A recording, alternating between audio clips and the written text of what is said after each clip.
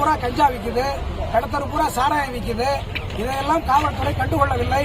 இதுதான் திராவிட மாடல் ஆட்சி போல தெரிகிறது. யாரும் இல்லாத நேரத்தில் திருப்பரந்தாள் ஒன்றியம் நெய்க்குப்பை கிராமத்தில் இருந்த பாட்டாளி மக்கள் கட்சியினுடைய கொடியினை ஏதோ சில கண்காணிகள், சமூக விரோதிகள் வாகனத்தை விட்டு இடித்து தள்ளியிருக்கிறார்கள்.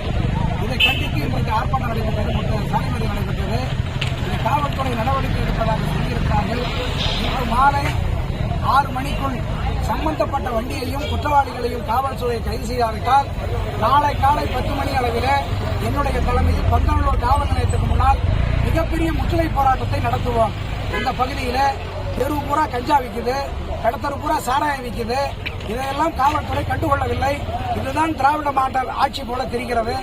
ஆகவே இந்த காவல்துறையானது கள்ளச்சாராயத்தையும் இந்த கஞ்சாவையும் இடித்து தள்ளிய குற்றவாளிகளையும் உடனடியாக கைது செய்தாவிட்டால் நாளை காலை 10 மணி அளவில் பந்தநல்லூர் காவல் நிலையத்துக்கு முன்னால் என்னுடைய தலைமையில் மிகப்பெரிய ஒரு முற்றுகை போராட்டத்தை நடத்துவோம்.